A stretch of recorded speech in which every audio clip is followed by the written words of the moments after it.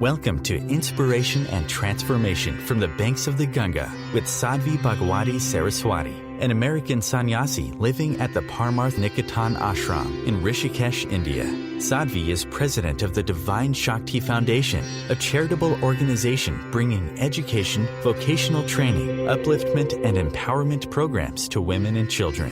Sadhvi is also Secretary General of the Global Interfaith Wash Alliance and Director of the world-famous International Yoga Festival. Join the musings of an American sannyasi as Sadhvi shares the wisdom and teachings of her guru, His Holiness Pujya Swami Chidanand Saraswatiji.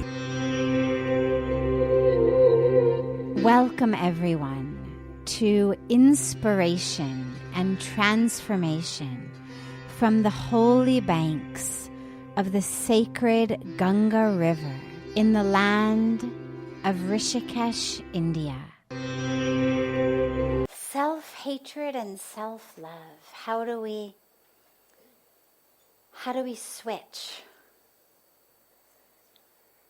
from not loving ourselves to loving ourselves?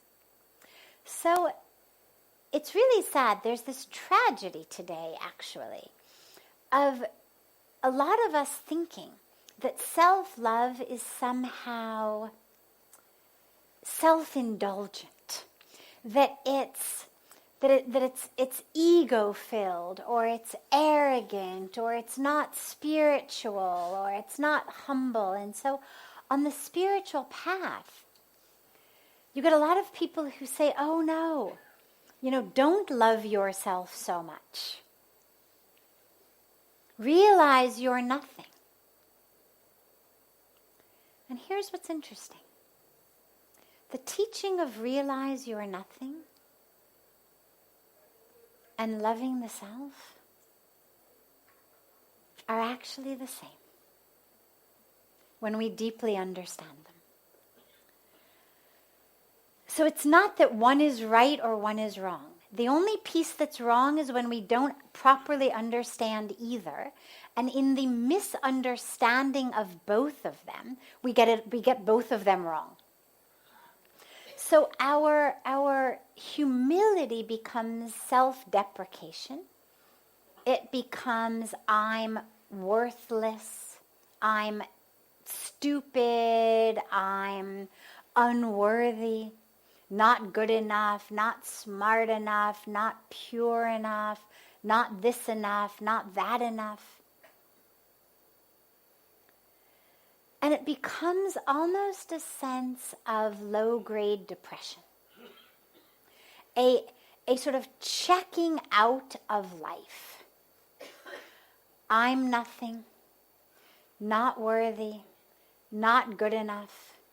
And so either we actually fall deeply into despair, or we fall into this sort of low-grade apathy, indifference to life. Now, that's not on either level, on any level, where we're supposed to go. Here's what the I am nothing looks like. One way of thinking about it.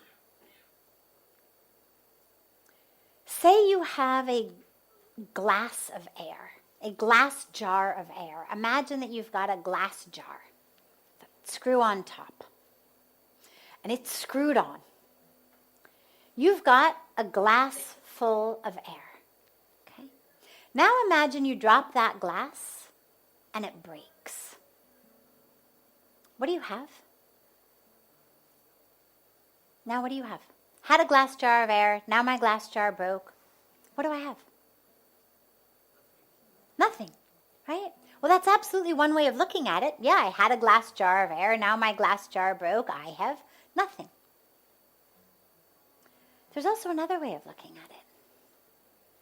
Everything. I used to have a glass jar of air. Now the jar broke. Now I've got nothing but air. Two different ways of describing the exact same phenomena. Neither is wrong, neither is right. But it's important to realize they are describing the exact same phenomenon. So when we say, I am nothing, it's the jar of myself has broken. The ignorance is I'm something. So the ignorance is, staying with the metaphor of the glass jar, the ignorance is I am this glass jar. Look at the beautiful sari I've wrapped it up in. Look at the title I've stuck on it. Doctor, lawyer, CEO, president, rich one, head of that. Look at how I've decorated it.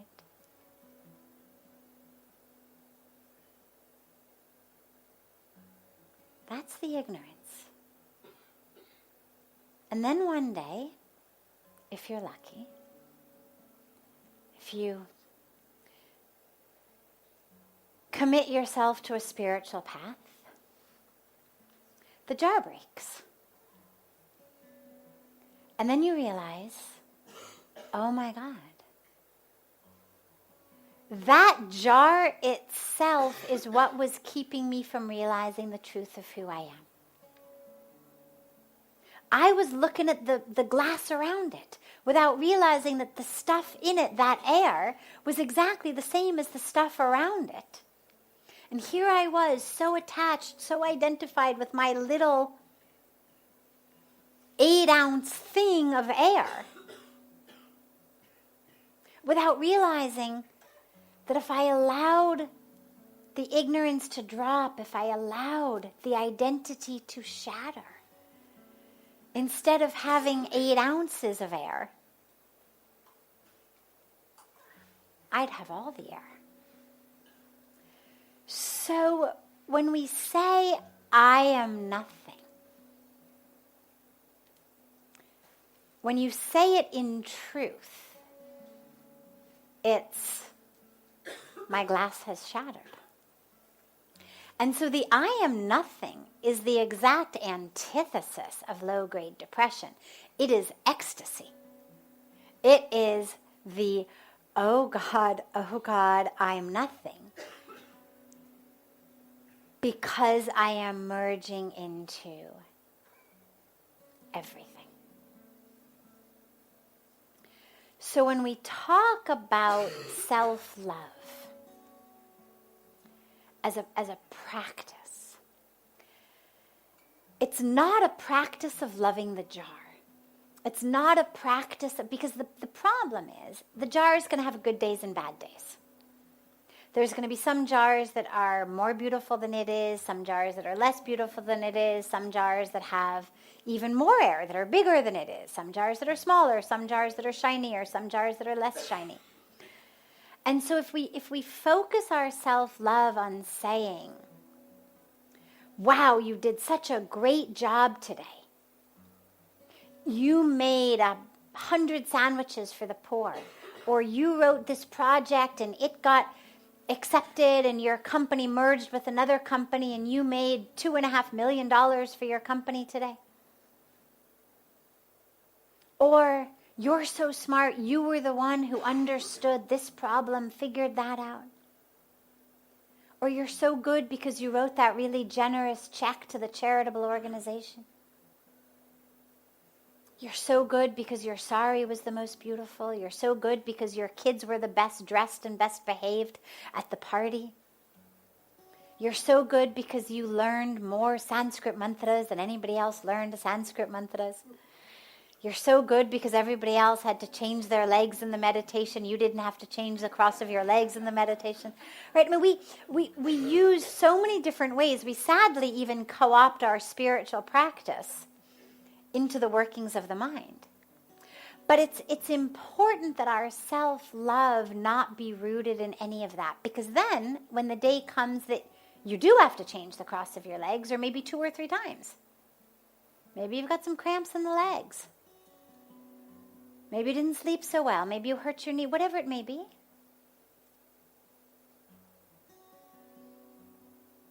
Maybe you didn't do so well in the office today. Maybe you had an off day. Maybe you're having a fallow season. then suddenly there's no soil for that self-love to grow. And so it has to not be rooted in the jar, not rooted in what you do.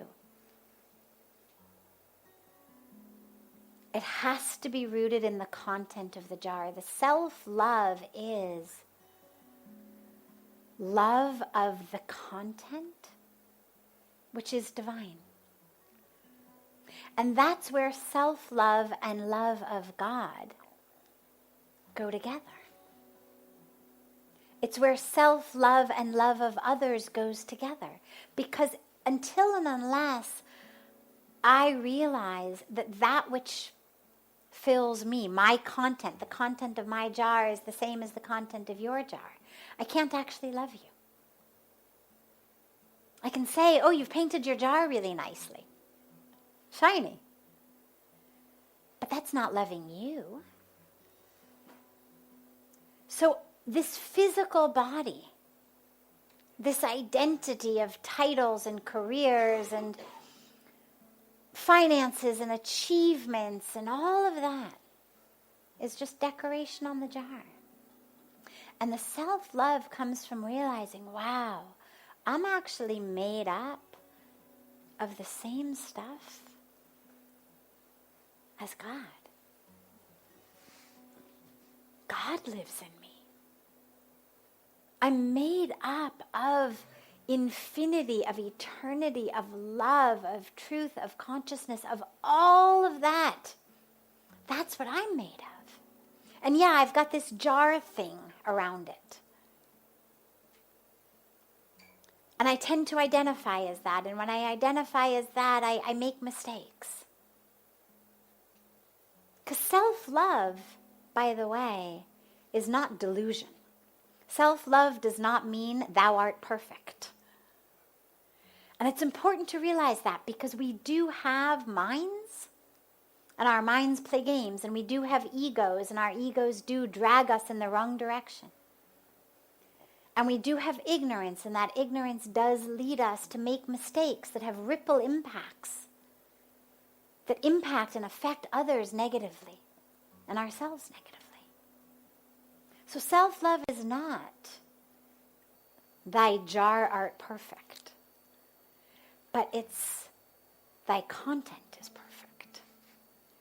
And the more you can get in touch with content,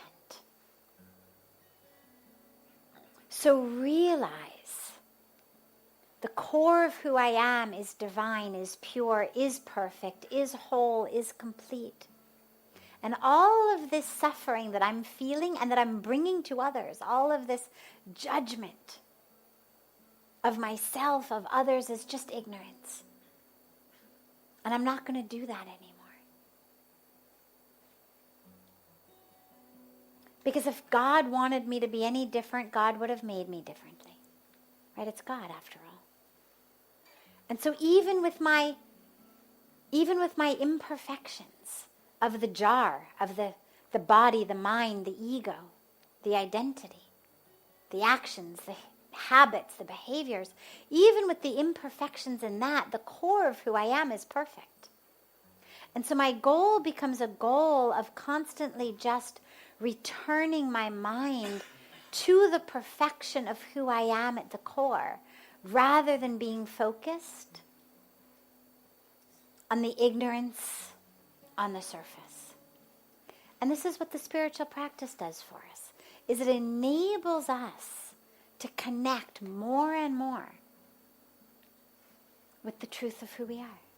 When we say Aham Brahmasmi, I am God.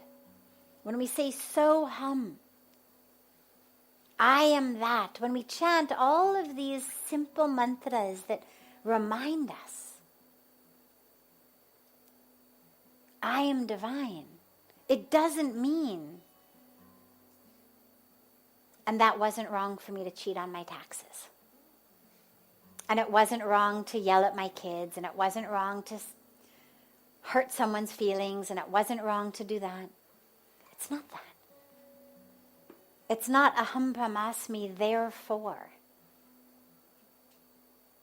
every word that comes out of my mouth is perfect. Every action I do is perfect. It's not that. It's the core of who I am, the truth of who I am is divinity. Let my attention be focused on ridding myself of the ignorance that makes me think I'm this bones and skin and muscles and blood and history and chemistry and electricity and this thing I call a brain that feels like a mind, that feels like emotions, that feels like me. Let my attention instead be focused on the real me that's not determined by the electricity and the chemicals in my brain at that moment. And that's where the self-love comes.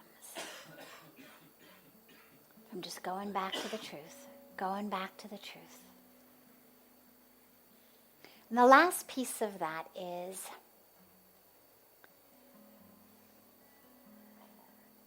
when you make a commitment to love the self, you have to also commit to having enough discipline to do the things you tell yourself you're going to do. I always say it's better not to commit to something than to commit to it and day after day after day refuse to do it. Now, it doesn't mean that we have to be perfect. So if you're going to commit to not getting angry, and you used to get angry all the time, and now you get angry only sometimes, well, that's great. You're improving. But if you're going to commit to getting up every day to meditate, and you never do, stop committing. Tell yourself you'll meditate at 3 p.m. instead. There's no wrong time to meditate. I mean, yeah, there's much more powerful times of the day to meditate. That's why we get up early in the morning. But the point being that the destruction on our sense of self, by telling myself every day I'm going to do something and never doing it, is much more destructive than not getting up to meditate. So if you commit that you're going to do something, make sure you do it, because otherwise what ends up happening is our whole self-identity becomes, oh yeah, I'm the type of person who says I'm going to do things that I don't do. And then it becomes very hard to keep loving ourselves. I'm the person who always promises, but never does. And that's not congruent with the self-love of our spiritual being. So be careful what you commit to. You can certainly say, I'm going to try to get up and do it. But if you actually say I'm going to, if you make a resolution that you're going to do something, if you commit to doing something, do it.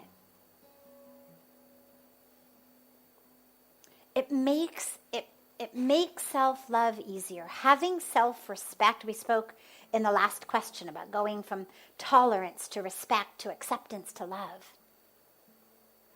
If I'm going to love myself, I have to accept myself, which means I have to respect myself, to tolerate myself.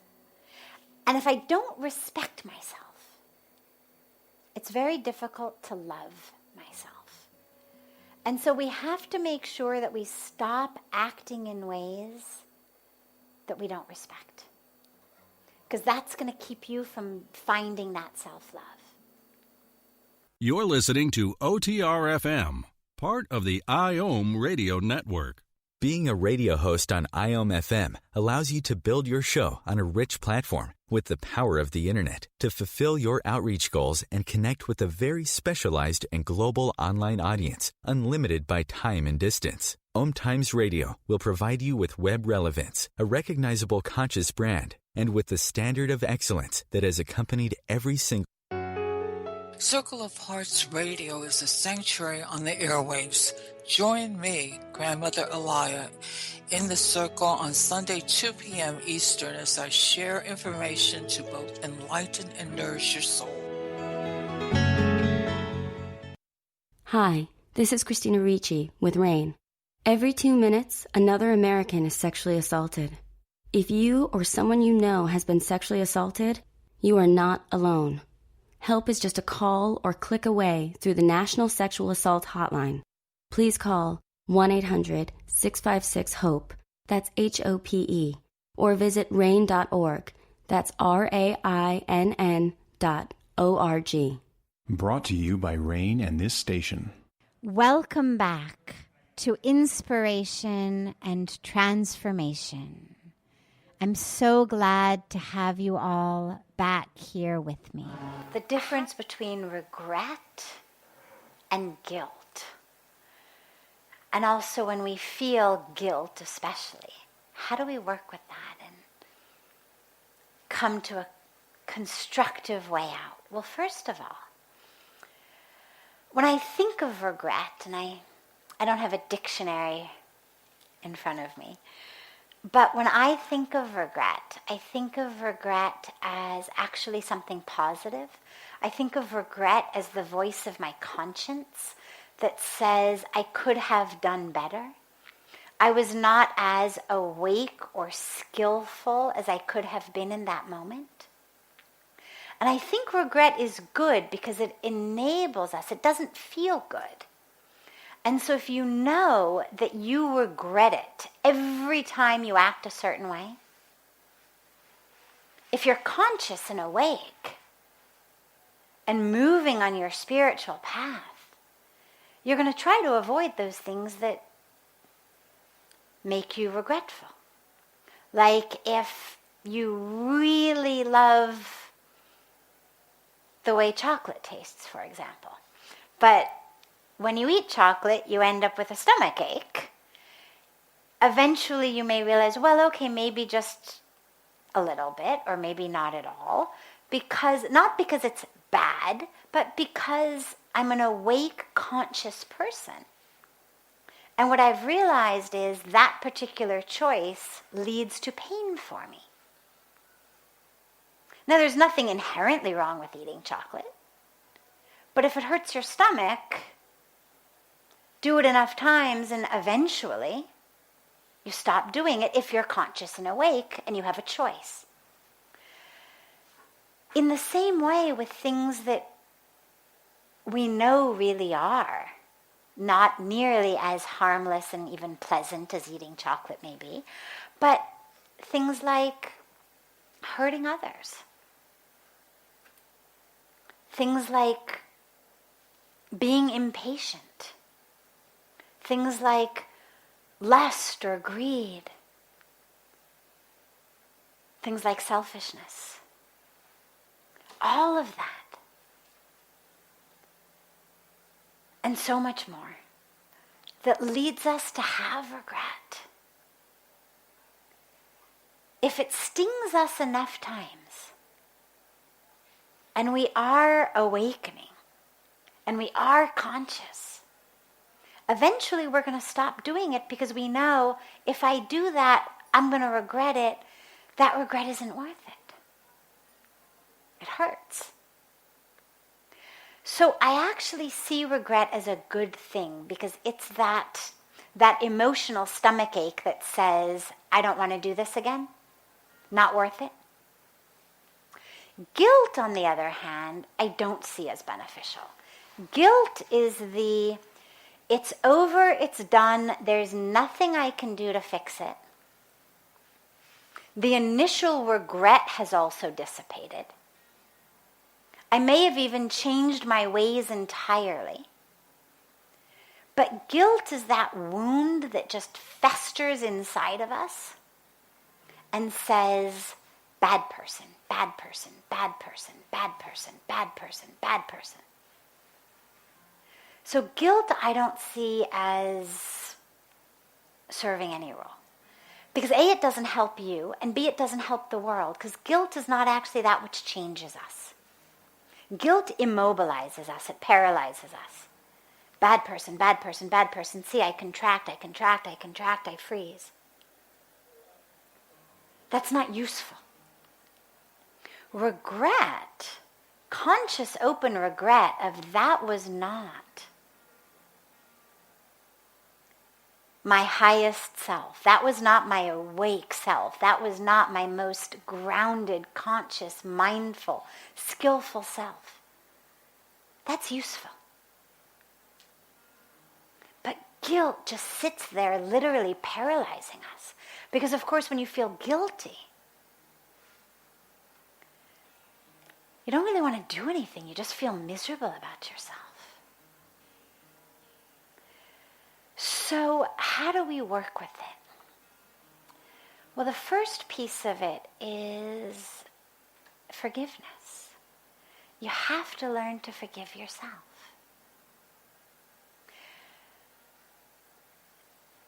You're doing the best you can. We all are. Doing the best you can. In every moment. With whatever's in your toolbox at that moment. You're doing your best. And with the 20/20 of hindsight, with a totally different toolbox, I can look back and say, that was horrible. I'm a horrible person, shouldn't have done that.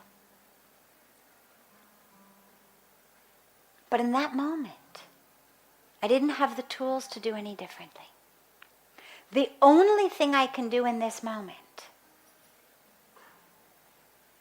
is start finding those tools so I don't do it again.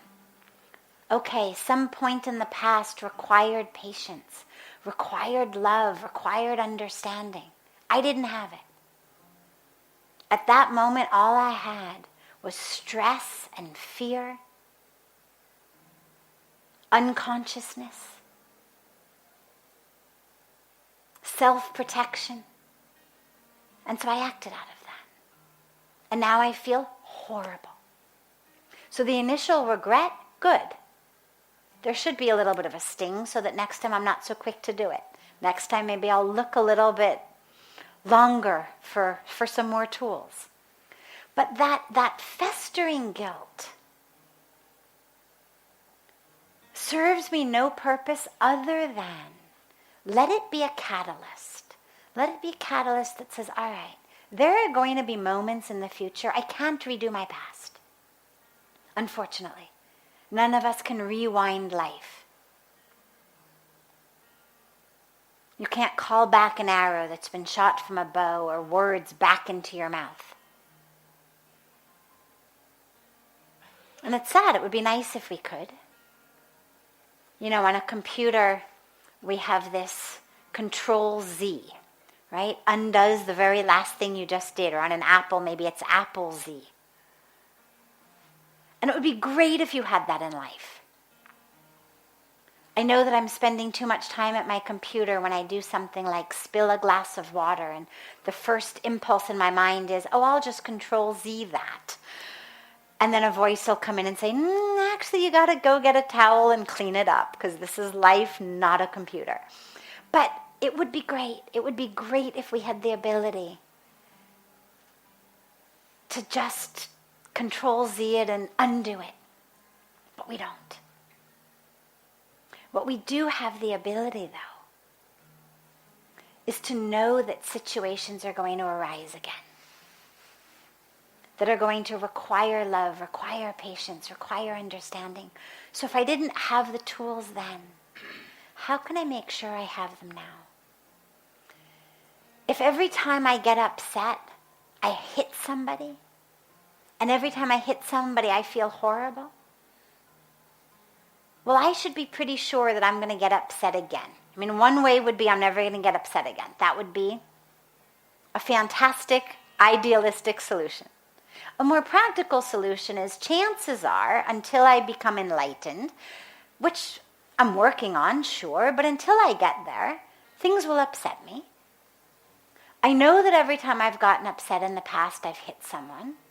I know that hitting people is wrong. I feel horrible when I do it. Therefore, let me develop the skills to manage my own frustration. So that next time I get upset, I learn how to take a walk around the block. I learn how to breathe. I learn how to drink water. I learn how to paint or play my violin or sing kirtan or do anything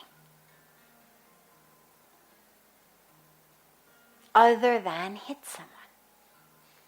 But I have to learn to develop those skills before I'm upset. And so guilt serves us only if we can let it be a catalyst. So if you find that you're guilty, use it as a catalyst. And of course, even though we can't rewind life, sometimes simply an acknowledgement of what you've done wrong to the person you hurt is incredible. For people who have been hurt,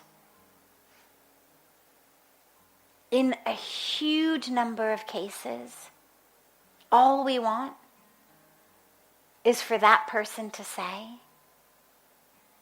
I realize I hurt you. I'm so sorry I hurt you.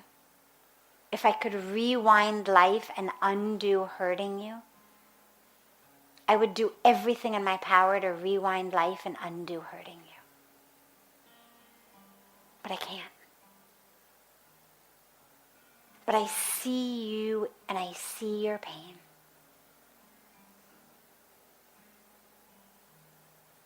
And it hurts me so much.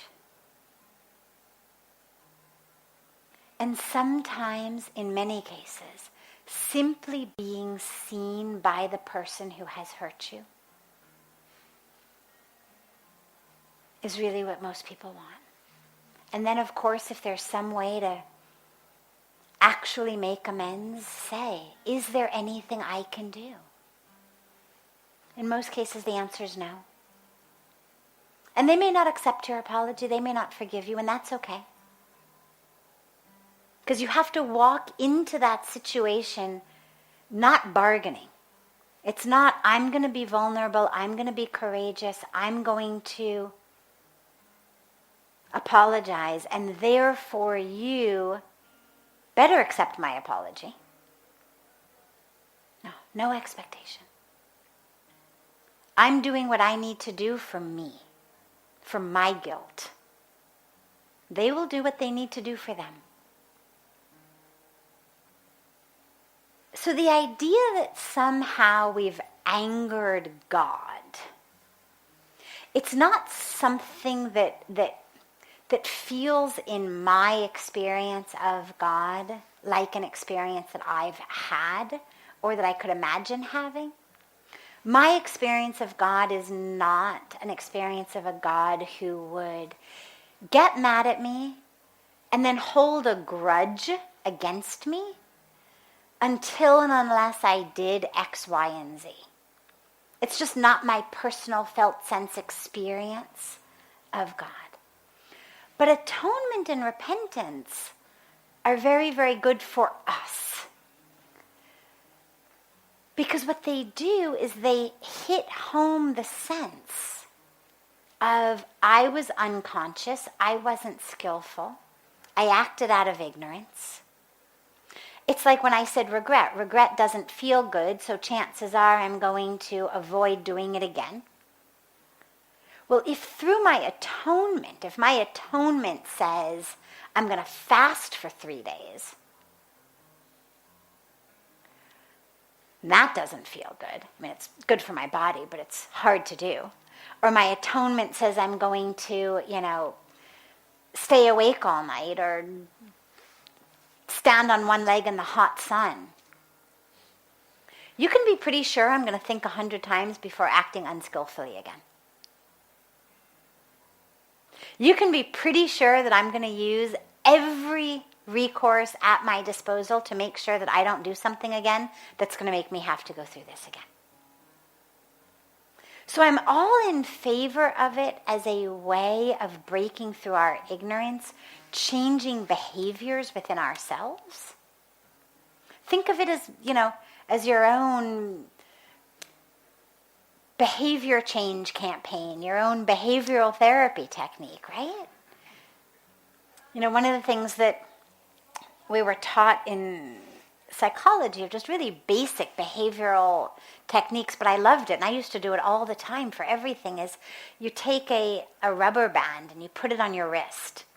And every time you do what you don't want to do, whether it's something as little as bite your fingernails or crack your knuckles or twirl your hair or some habit, or say a swear word or tell a lie or smoke a cigarette, whatever it may be, you snap that rubber band and it burns, it hurts, and it creates this negative impression in the mind that identifies now profanity, smoking, hair twirling, whatever it may be, with pain. So I'm not in favor of self-flagellation, but I am in favor of strong methodology from spiritual traditions, from psychological traditions, from basic discipline and behavior traditions, to get us to do what we know we need to do. When I first started getting up early, and even before that, even in college when I just had to get to a class on time, I put my alarm clock on the other side of the room. Why? Because I knew if it's next to my bed, I'm going to turn it off. But if I've actually got to get myself out of bed and walk across the room, I'm much less likely to go back to bed. So whatever you need, use it. But don't let it tell you you're a bad person. It's not atonement because you're bad, sinner. No. It's just you've spent a lot of decades indoctrinating ignorance into yourself. And so it takes time to inculcate a new habit, a new way of being. So if every time you do that which makes you feel guilty, you create a personal atonement practice that's not something you look forward to, great. But just make sure that it doesn't have the emotional component of you are bad. Just, you were ignorant.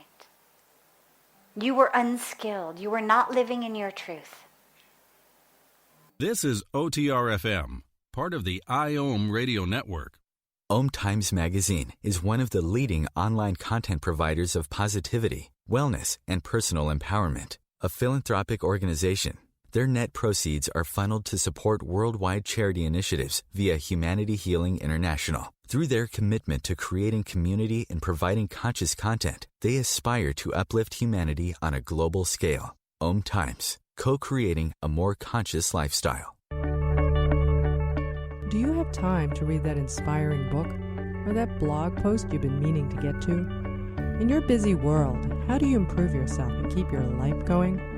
I'm Lisa Kay, and my Between Heaven and Earth radio show can transform your life just by listening. Be uplifted with inspiring topics, positive stories, and ideas that really work. Between Heaven and Earth Radio is conscious living for your soul, every Wednesday at 4 p.m. Eastern Time. Like Baldwin with People for the Ethical Treatment of Animals. I grew up loving circuses and other traveling animal shows, but it never occurred to me what life might be like for the animals. Training wild animals to do things they don't understand takes force. Routine discipline with a hook or whip with the heel of a boot shows the animal exactly who's the boss. Don't patronize animal acts. Please contact People for the Ethical Treatment of Animals. 757-622-PETA. Welcome back. This is Sadhvi Bhagawati Saraswati with inspiration and transformation. Negative thoughts frequently come out of a habit. And this is where they come even in spite of good thoughts. So for a lot of us, what happens is we embark on a spiritual path and we make a very concerted effort, a very conscious effort. I'm going to think positively. I'm going to not have judgment. I'm going to be peaceful. I'm going to be loving. I'm going to see the divine in all. I'm going to just chant my mantra, do my japa. And as long as we stay conscious and present and mindful, we succeed. The dilemma becomes when I lose my consciousness and then my habituated thoughts come in. This is where the practice of mindfulness and of being in the present moment, of being conscious, is so important. If I'm really consciously here, those old patterns of negative thought won't come. They only come when I'm not being present. And so whenever you see them, don't analyze it too much. Don't push it away. Don't fight with it. Don't hate it. Don't yell at yourself. It's like going back to what we were saying about the ego. Just see it. Recognize it. Oh yeah, that's my judgment. Nice to see you, but unfortunately you're not welcome tonight. Have a good day. And take your mind back to the present moment. Bring the mind back to your breath. Bring it back to your mantra. Bring it back to seeing the divine. Bring it back to just being aware and mindful in the moment. Bring it back to that. In the present moment right here, there isn't the place for the negative thoughts. The negative thoughts, the judgment, all of that comes when I'm in this habituated part of my mind, when I'm in my ego mind, when I'm in a place of separation. Because negativity comes only when I'm separate. So if I feel separate from you, I can be negative about you. When I feel separate from myself, I can be negative about myself. I can only be negative about something if I'm separate from it. When I'm one with it, it's also the only way we can harm something. I can only abuse another, harm another, cheat another, cut a tree, eat an animal, pollute a river. I can only do any of these things when I feel separate from that which I'm harming, whether it's a human, whether it's a body of water, whether it's a tree, whether it's an animal. Only when I feel separate from it can I harm it. And in the same way, this pattern of negativity is there only when I'm separate from either the people I'm feeling judgment about. Oh, this guy's stupid, this one's stupid, that one's too fat, that one's too thin, this one's ugly, this one is lame, whatever it may be. Or if I feel separate from myself. You're this, you're that.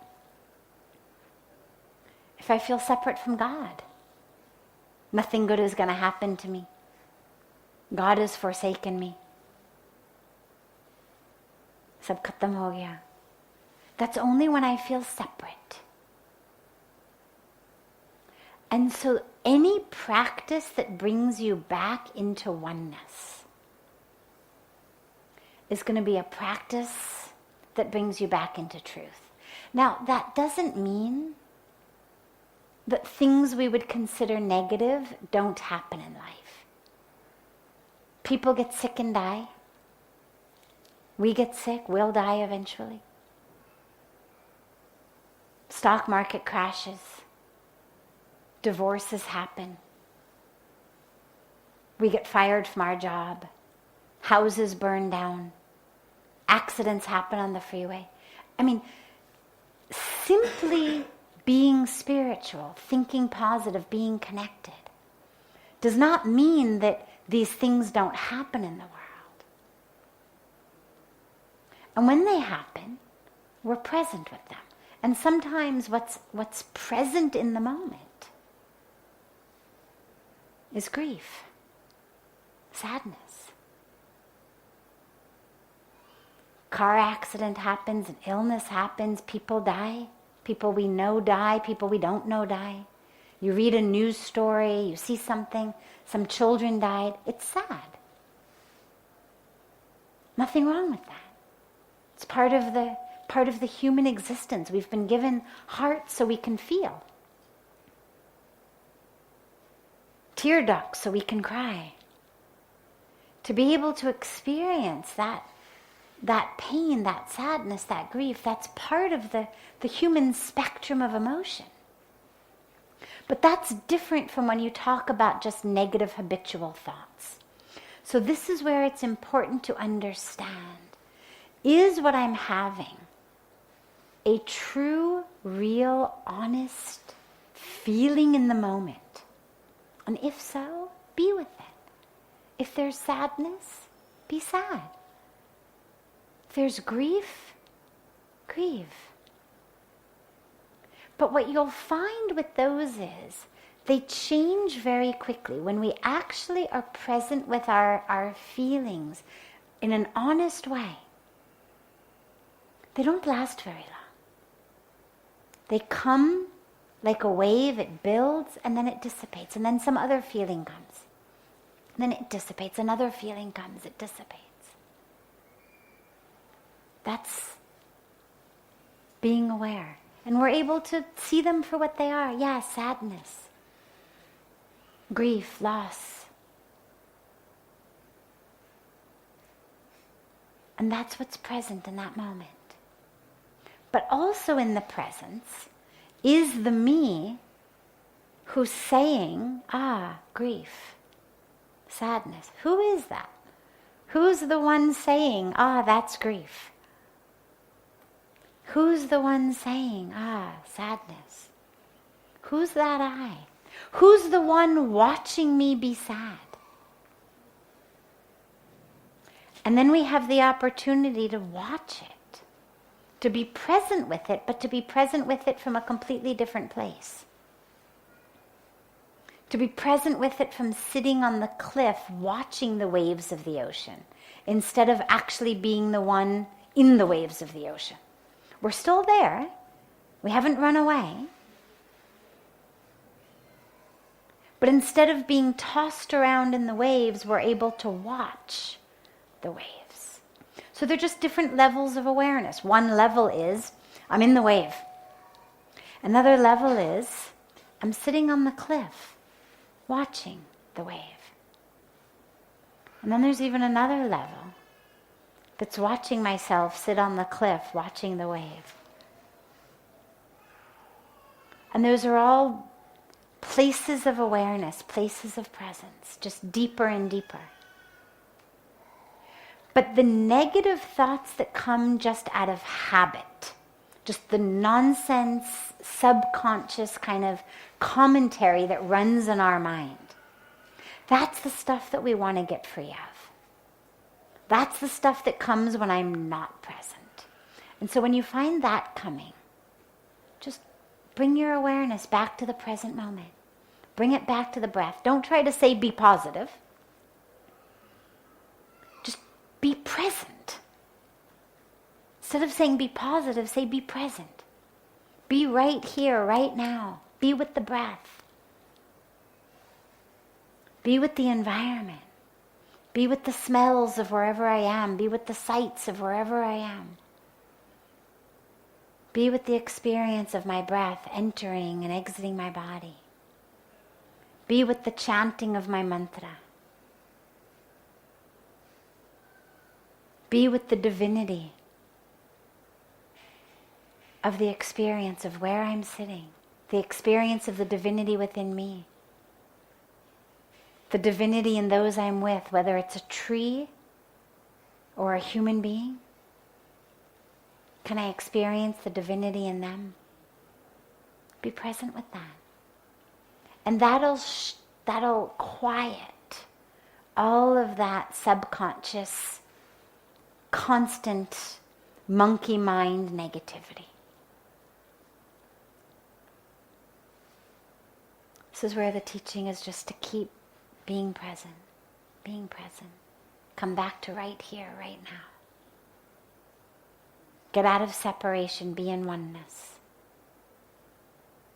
This is OTR-FM, part of the IOM radio network.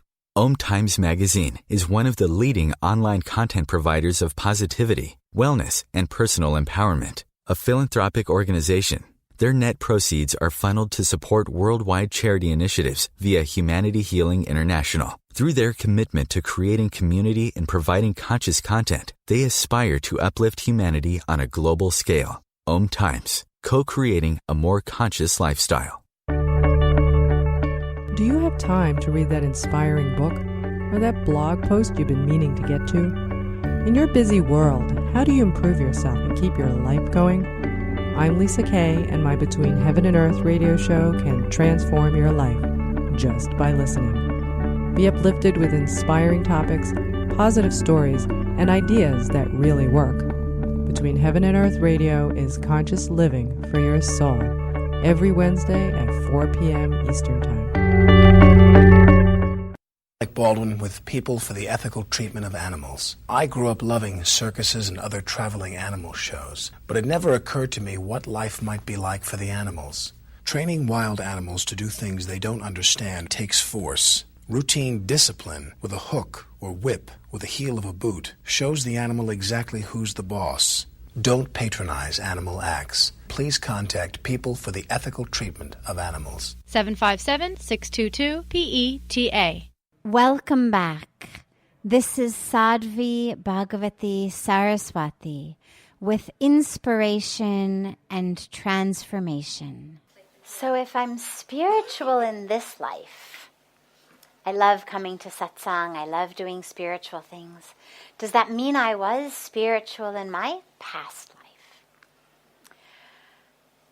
I don't know that, but I can tell you that it does mean you'll be spiritual in your next life. And since whatever you were in your past life is unchangeable, because we can't rewind history anyway, let's assume that yes, you were. It's a nice assumption.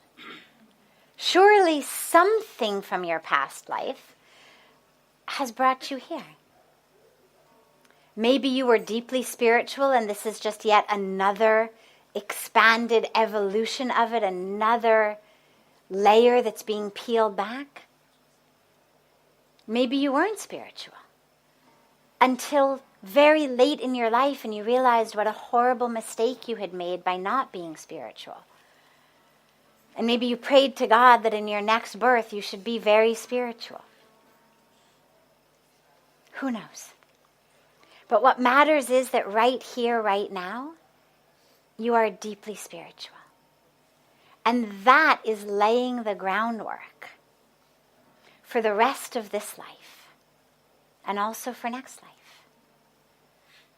And so keep being spiritual and try to take it as deeply as you can. Because you're already here. For many people, it's about how to come into spirituality, how to choose satsang over the coffee shop, how to choose seva over just earning for myself or feeding myself or another night at the movies, but how to actually choose spiritual service. You're already there. Now the question becomes, what's my next layer? What's the next layer? Who's the I who is spiritual? Who loves coming to satsang? Who is that? Ask yourself that. And who is that if we say I was spiritual in my past birth, who is that from that past birth who's with me now? And who will be with me from now to my next birth when I'm spiritual again? Who is that that's constant? Find her. This brings to a close this hour of inspiration and transformation. Thank you so much for joining me. I'm so glad to be together with you all each week. And I look forward to being together again next Thursday, same time, on OMTimes Radio.